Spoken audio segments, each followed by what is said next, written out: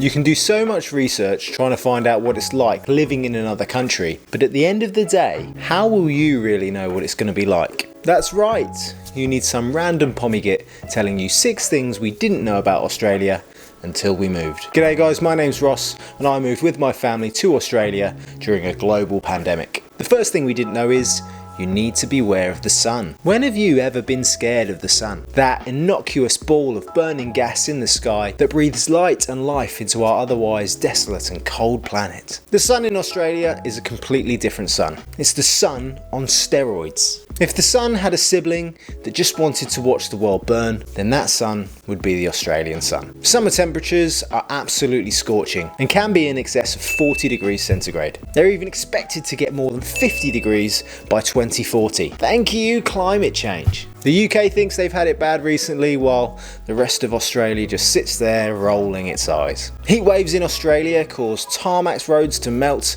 and gum trees to spontaneously combust into flames. Okay, I'm not actually sure whether that actually happens. However, it's not just the heat in Australia that is dangerous. Everyone says that it's because the ozone layer in Australia is drastically thin, but I thought they fixed that. Now, I'm not an ozone scientist, but I think it's probably got more to do with the fact that the Earth's orbit is elliptical, and it just so happens that during the Australian summer, the elliptical thingy is closest to the sun at that point. Now, I'm not a mathematician, but closer normally means worse when it comes to fire. That makes the Australian sun pretty powerful. In Australia, we have the Slip Slop Slap campaign, which also now encompasses seek and slide. Sounds like someone's weird bedroom habits, to be honest. If you want to stay safe in Australia, then you need to slip on a shirt, slap on some sunscreen and something to a hat. Slap on a hat? Just put it on. When in fact, it should just be stay. Stay out of the sun or you're going to fry. The next thing we didn't know about Australia is that jaywalking is a crime. If I could just have it on its own, that I knew what jaywalking was. And apparently it's illegal. Why did the chicken cross the road? Well, to be honest, that isn't the question. The question is, where did the chicken cross? You just can't cross the road wherever you feel like it. In Australia, the penalty for crossing wherever you want is about an $80 fine, if you get caught. Every year in New South Wales alone, more than 3,000 people on average are caught and fined for jaywalking. Billie Eilish even made a song trying to showcase this problem when she sampled the crossing sound in one of her songs. Okay, no she didn't, but she just liked the sound because it's really funky. So funky. The rules are pretty simple. You must use a designated crossing point, like a pelican crossing or a zebra crossing. Is the zebra one the one with the stripy bits? Makes sense, I guess. If you can't see one, then you have to walk for miles upon miles.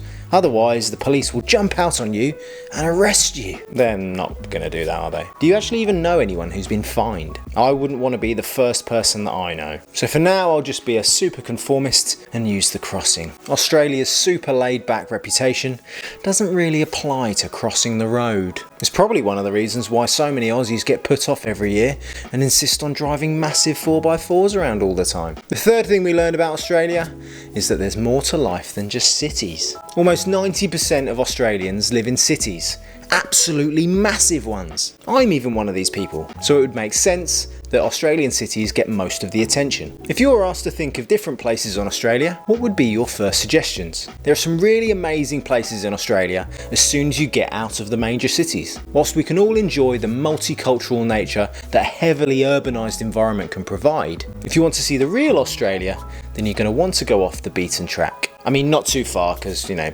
spiders and snakes and that. Australia can be a dangerous place after all, but the more you venture, the more you get addicted to this beautiful landscape and enchanting people. You may come here for one of the famous cultural icons, but you'll stay for the wonder of nature. Or if you're on a working holiday visa, you'll stay for the 88 days of regional work. Go and have an adventure, and then tell us all about it. No one wants to hear about how you queued up just so that you could take that perfect selfie outside the Opera House. If you're thinking about moving over here on a working holiday visa to discover yourself, or any visa for that matter, then you're going to want to speak to our friends at True Blue Migration Services. True Blue Migration Services are one of Australia's oldest and most trusted group of MARA registered agents. When we first looked at moving to Australia, the thing that put us off the most was the process of searching for the correct visa to move over here, as well as all of the horror stories about bogus agents taking your money and then not giving you a visa. Moving over to the other side of the world is hard enough. So why not let True Blue Migration Services tell you for free what your best options are for moving to the land of